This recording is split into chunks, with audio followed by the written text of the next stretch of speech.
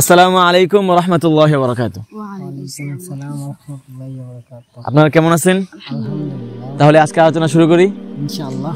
আলহামদুলিল্লাহি রাব্বিল আলামিন ওয়াস সালাতু ওয়াস সালামু আলা রাসূলিহিল কারীম ওয়া আলা আলিহি ওয়া আসহাবিহি আজমাইন, আম্মা বা'দ। فأعوذ بالله من الشيطان الرجيم. بسم الله الرحمن الرحيم. يا أيها الذين آمنوا كتب عليكم الصيام كما كتب على الذين من قبلكم لعلكم تتقون। সংক্ষিপ্ত হামদ এবং সানার পর আজকে যে বিষয়টি নিয়ে কথা বলবো আপনাদের সামনে, সেটি হচ্ছে তাকওয়ার পরিচয়। আল্লাহ সুবহানাহু ওয়া তাআলা পৃথিবীর সৃষ্টি শুরু থেকে আজ অবধি প্রত্যেক জাতি, প্রত্যেক নাবী, প্রত্যেক উম্মতের উপর সিয়ামকে ফরজ করে দিয়েছেন।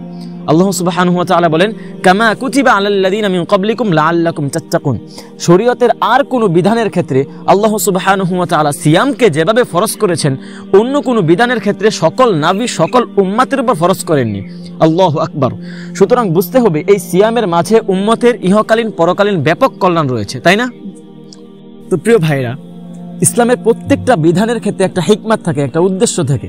যেমন জাকাতের হিকমত কি? সমাজ থেকে দরিদ্র দূর করে দেওয়া। সালাতের উদ্দেশ্য কি? আল্লাহর রজ্জু হাসিল করা। তাহলে সিয়ামের উদ্দেশ্য কি? আল্লাহ সুবহানাহু ওয়া তাআলা স্বয়ং নিজে বলে দিচ্ছেন, লাআল্লাকুম তাত্তাকুন, যাতে তোমরা মুত্তাকি হতে পারো। মুত্তাকি কি? তাকওয়াটা কি? আমরা সচরাচর ছোটবেলা থেকেই আমাদের পাঠ্যপুস্তকে পড়ে আসছি যে তাকওয়া মানে হচ্ছে কি? আল্লাহকে ভয় করা। সুতরাং মানে আমরা সাধারণত বুঝি যে আল্লাহকে ভয় করা মানে তাকওয়া। আসলে কি তাই? আসলে তাই নয়। তাকওয়া শব্দটি আরো ব্যাপক।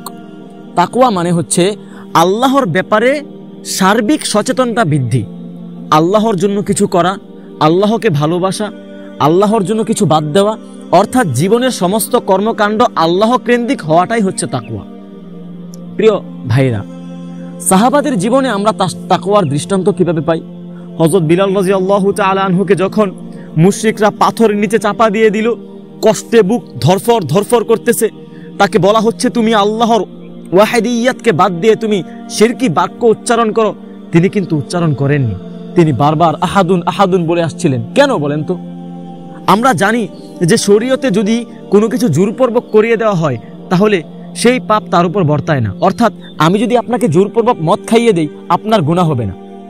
তাহলে বিলাল রাদিয়াল্লাহু তাআলা আনহু তো পারতেন যে শিরকি বাক্য উচ্চারণ করে তিনি সেখান থেকে চলে আসবেন এবং তিনি পরিত্রাণ পেয়ে যাবেন। কেন করেননি? তার ভেতরে ছিল আল্লাহর ভয়, আল্লাহর ভালোবাসা। তিনি আল্লাহকে ভালোবাসতে পেরেছিলেন। এই যে ভালোবাসা ছিল, শুধু ভয় নয়, আল্লাহর প্রতি যে ভালোবাসা ছিল, এই ভালোবাসাটাও তাকওয়া। হযরত আম্মার রাদিয়াল্লাহু তাআলা আনহুকে যখন কাফেররা লোহা গরম করে শিকল দ্বারা তাকে সেক দিচ্ছিলেন, তাকে বারবার বলা হচ্ছিল আপনি শিরকি বাক্য উচ্চারণ করুন, তিনি করেননি। কেন? তিনি আল্লাহকে ভালোবাসতে পেরেছিলেন। মুসআব ইবনে উমাইর রাদিয়াল্লাহু তাআলা আনহু উহুদের যুদ্ধে কাফেররা ডান হাত কেটে ফেললো, বাম হাত কেটে ফেললো, তারপরেও তিনি কালেমার ঝান্ডাকে মুখে ধরে রেখেছিলেন। কেন বলেন তো?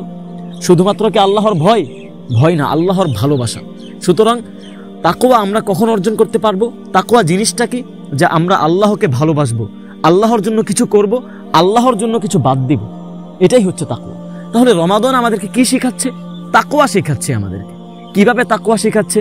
দেখুন, যে রমাদানে আপনি ঘরের মাঝে বন্দী হয়ে আছেন, কেউ দেখছে না, তাও আপনি এক গ্লাস পানি খাচ্ছেন না। কেন খাচ্ছেন না?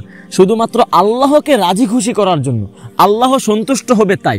তাহলে প্রিয় ভাই, হালাল খাবার, ভাত খাওয়া, পানি খাওয়া কি হালাল না? এই হালাল খাবারগুলিকে আপনি খাচ্ছেন না কেন? শুধুমাত্র আল্লাহকে সন্তুষ্টি করার জন্য আপনি হালাল খাবারগুলি বর্জন করছেন। তাহলে রমাদান যখন চলে যাবে তখন আপনি হারাম কাজগুলি কেন আল্লাহর জন্য বর্জন করতে পারবেন না? ঘরের ভিতর কেউ দেখছে না, তাও আপনি মোবাইলে খারাপ কাজ করছেন না, আপনি হারাম রিলেশন করছেন না, অবৈধ সম্পর্কে জড়াচ্ছেন না, কেউ দেখছেন না, তাও আপনি মদ, জিনা, ব্যভিচার করছেন না। শুধুমাত্র কেন? আল্লাহ দেখছে তাই। রমাদানে যদি হালাল কাজটাকে আপনি আল্লাহর সন্তুষ্টির জন্য বাদ দিতে পারেন, রমাদান চলে গেলে হারাম কাজগুলি আল্লাহর জন্য বাদ দিতে পারবেন না। এই যে মেসেজটা আল্লাহ সুবহানাহু ওয়া তাআলা আমাদেরকে এটাই শিক্ষা দিচ্ছেন যে হালাল কাজ যদি রমাদানে আমার জন্য বাদ দিতে পারো, রমাদান চলে গেলে হারাম কাজ আমার জন্য ছেড়ে দাও। সুবহানাল্লাহ। এই শিক্ষাটাই আমাদেরকে রমাদান দিচ্ছে।